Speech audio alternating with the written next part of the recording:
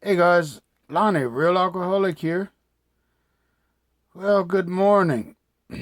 Okay, now we're making our second visit to a man. Still in chapter 7, page 96. So they've read this volume, all right? Got a pretty good idea of what we're talking about. And he's prepared to go through with the 12 steps of the program of recovery. Okay, if they're not prepared to go through these 12 steps, as described in this volume, I'm not going to help them. It's that simple. I have no need to coddle people or convince them or put up with their theories and their bright ideas. All right. Most of those I've tried and didn't work for me. I hope it works for them. But if they're prepared to go through these 12 steps of recovery, having had the experience yourself, you can give him much practical advice. And so we give advice in Alcoholics Anonymous. I'm going to give these people advice on how to go through these steps. I'm not going to give them advice on marital situations. We're going to do inventories on that. Job situations, we're going to do inventories on that. Family situations, we're going to do inventories on that. But the advice I'm going to give is about these 12 steps of Alcoholics Anonymous. And let him know you're available if he wishes to make a decision and tell his story. But do not insist upon it if he prefers to consult someone else. Now, just like I talked about on this fifth step with our people, I always give them the option. My fourth step with somebody and helping them go through a fourth step it's not so I can dig out their deepest, darkest secrets and have them expose themselves to me. Okay? I do reinforce the fact that yes, you need to go talk to somebody about your inventory. Now that you know how to do an inventory, you need to go talk to somebody about this issue if you don't want to share it with me. That's clear in our step 5 why we need to share these things and expose every nook and cranny of our past. Okay? But doing it with me is an option. All my job is to go through these steps with people, to show them how to work steps 1 through 9. Me personally, from experience, from what we read in the stories, from what I've heard on speaker tapes, from what I heard from my sponsor saying what her sponsor did, all right? Everything that I have experienced, there is nothing better than going through this book with somebody. The way I do it is I'll have them read just like we're doing these videos. Read up to the forwards, right? Don't read the doctor's opinion yet. We go over the forwards. Read doctor's opinion. We're going to go over that. Read Bill's story. We're going to go over that. Then read and give them reading assignments. We go over it. And that's how I take people through the steps. And the only reason it takes me that long, and by doing it that way, it takes 2 to 3 weeks, okay? But the only reason I do it that way is because I want our newcomers, I want my newcomer, once they finish with these steps, to be confident and say, yep, we went through the book. That's my experience and that's my advice. Because I got so many new people that are getting through these steps, they're having spiritual experiences, and they're going to meetings and people are telling them, you can't be making amends yet, you're only 2 months sober. What do you mean you've been through the steps? You're only 3 months sober. Talking to them, talking down to them because they have completed the steps. Now, does that mean that they know everything about the steps? Hell no.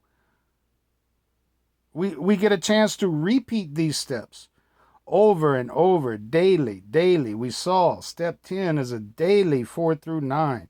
Step 11 is daily prayer and meditation. We get to redo these steps daily. And our only job as sponsors is to show them how to do these spiritual principles. That is it. And it doesn't take long to do that.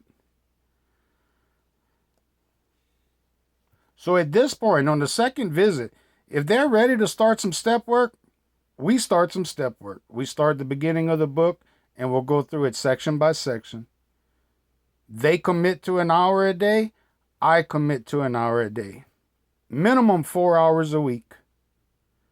And we're going to get through the book. That way they can be confident that they follow the directions from this book. And when I started doing it that way, guys, like I said before, I started seeing people recover. I started seeing people with years of sobriety going through some issues. And I asked them one question: what's your character defects? Oh, well, I'm selfish. Yeah, I understand that. What's your character defects? And they can't answer. Don't even know the top 7. Can't give you more than that. So I ask them, how you been doing your daily inventories? And they look at me with that blank stare. If you don't know what you're looking for, if you don't know what your pride looks like, your envy, your greed, your anger, your lust, your sloth, your gluttony, your critical thinking, your dishonesty, your lying, your conceit, etc., etc., etc., etc., what are you looking for when you review your day?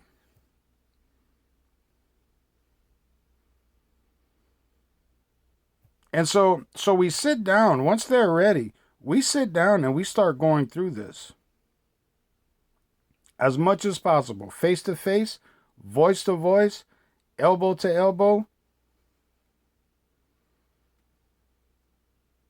And we get through these steps.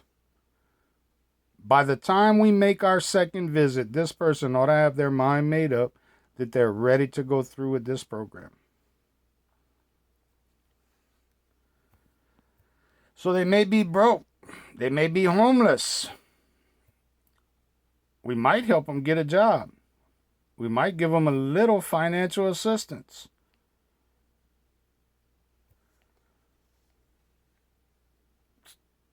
Some of us want to take the man into our home for a few days. Now, we want to be careful on that, okay? We know there has to be some prudence in there, okay? Our people that are broke and homeless, man, helping them get jobs, giving them a little financial assistance. Yes, we do that as sponsors. I hear so many things in our meetings that are contrary to this one chapter right here. And I ask myself, what are we doing? We expect people to get sober by listening to me share for 5 minutes at a meeting?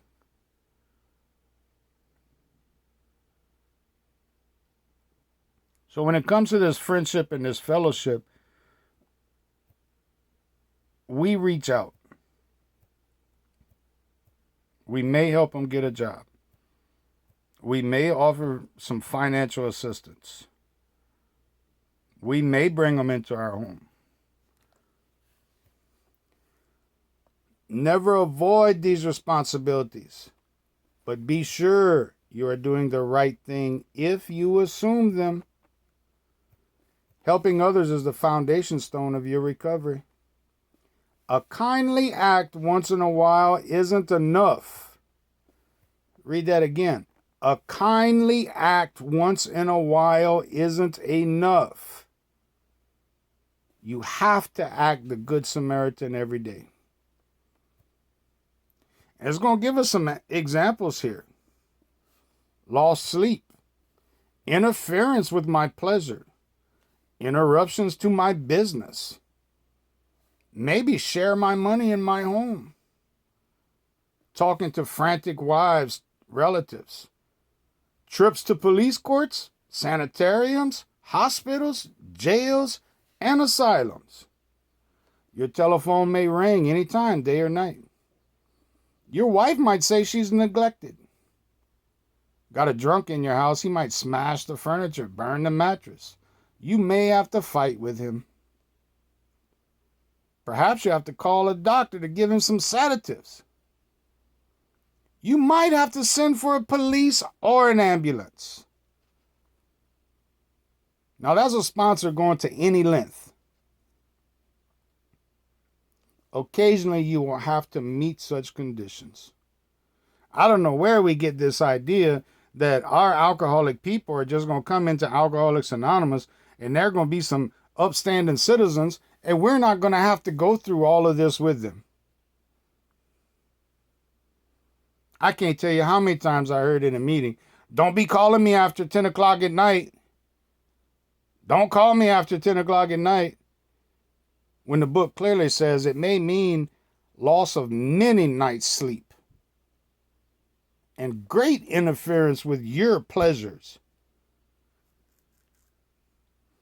We're talking about going to any length to help another person.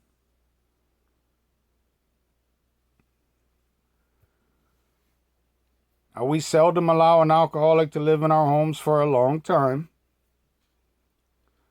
It's not good for them, and it creates some serious complications in the family. So we go to any extreme to help another person if they are serious.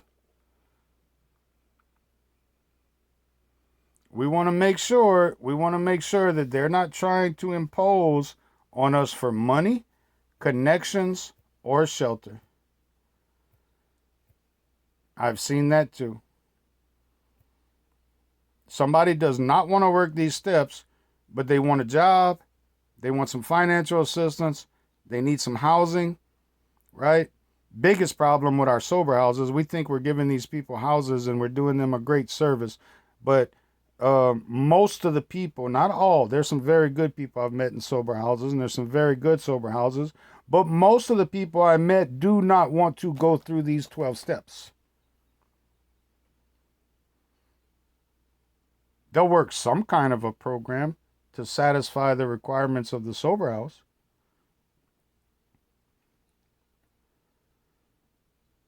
So these people that are trying to impose on you for money, connections, or shelter, we don't play with those.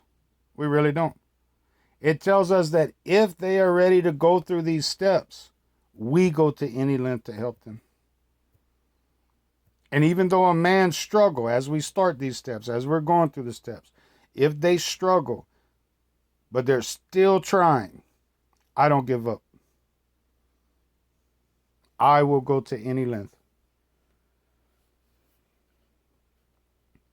So if this alcoholic, now on page 97, we're getting about to this 10th suggestion in working with others, that if an alcoholic doesn't respond, we made our first visit, they're not interested at all, but the family's interested. The family should be offered our way of life. Should they accept and practice spiritual principles, there's a better chance that our man will recover. Hence, not just Al-Anon, because I don't know what Al-Anon's doing nowadays. I really don't. But if the family wants to accept and practice these spiritual principles, these 9 steps, if somebody in the family wants to go through the 12 steps of Alcoholics Anonymous, I will take them through the 12 steps of Alcoholics Anonymous.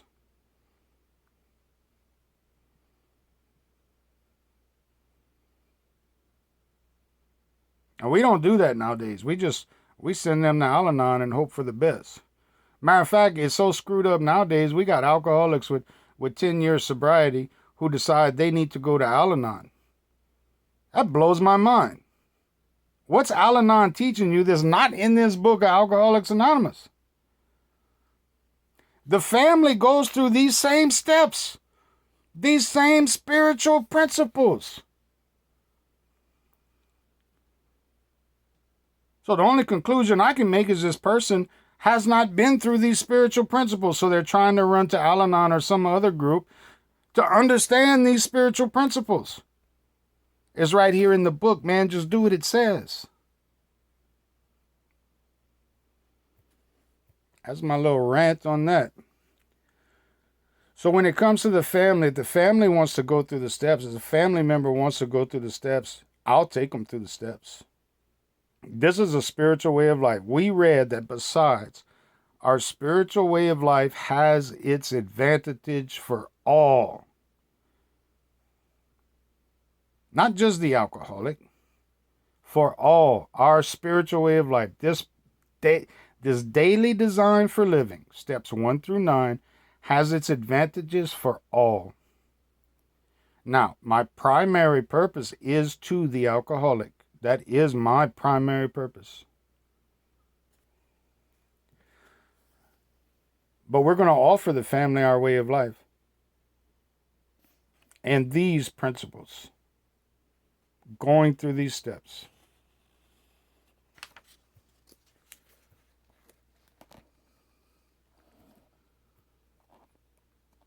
Now, it's talking about, on page 98, it's talking about our guy that really wants to get well. There's very little charity, in the ordinary sense of the word, is needed or wanted. I've seen those. I love those. People that are just simply wanting to go through the steps. I myself experienced it. I was homeless at one time, and my sponsor left me on the street. Y'all heard my story. I needed very little charity. I cleaned the Alano Club so I could eat at night. I wanted to go through these steps. I wanted to get a connection with God so I could stay sober. The men who cry for money and shelter before conquering alcohol are on the wrong track.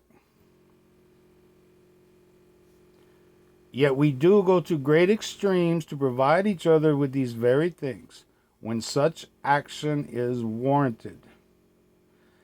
It's not a matter of giving that is the question, but when and how to give. That's what makes the difference.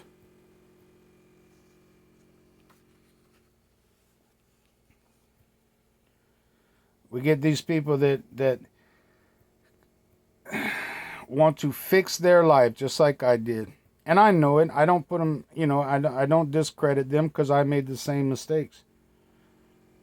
But it's my fault to offer some advice and some suggestions about, hey, buddy, I'm really not concerned about you getting a new car next month.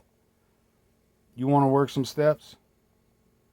Yeah, I understand you have some family problems. You want to get through these steps?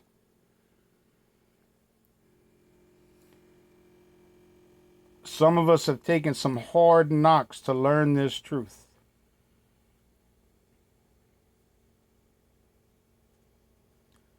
Job or no job, wife or no wife, we simply do not stop drinking so long as we place dependence upon other people ahead of dependence on God.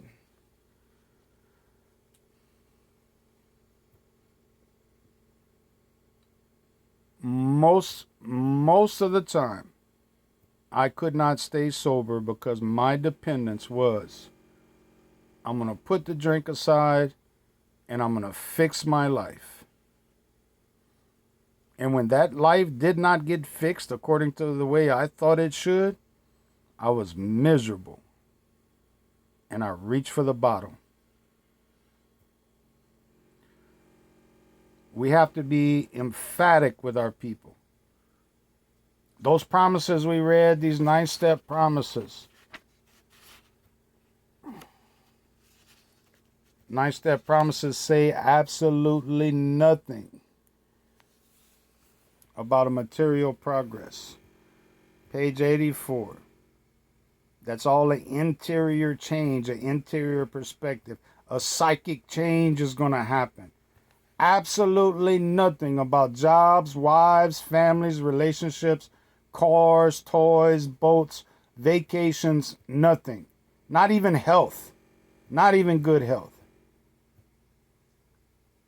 It's about an internal change, a psychic change, that I can match some calamity with some serenity.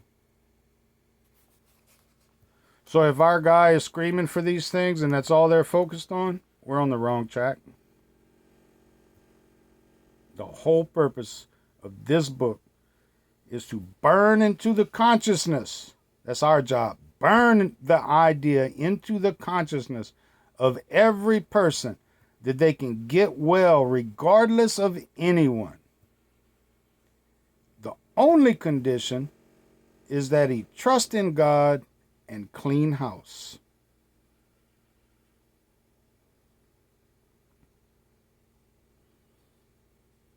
I get passionate about this, people. I really do. I was given a lot of misinformation about Alcoholics Anonymous, and I am passionate about this book of Alcoholics Anonymous, giving me some suggestions. And when I started taking these suggestions, not only did I find recovery and peace of mind, but I was also able to share that with others. Show them how to go through this book, go through the steps, so that they too could get a relationship with God. That is our goal. All right. Good job, people. We will see you next time. Take it easy.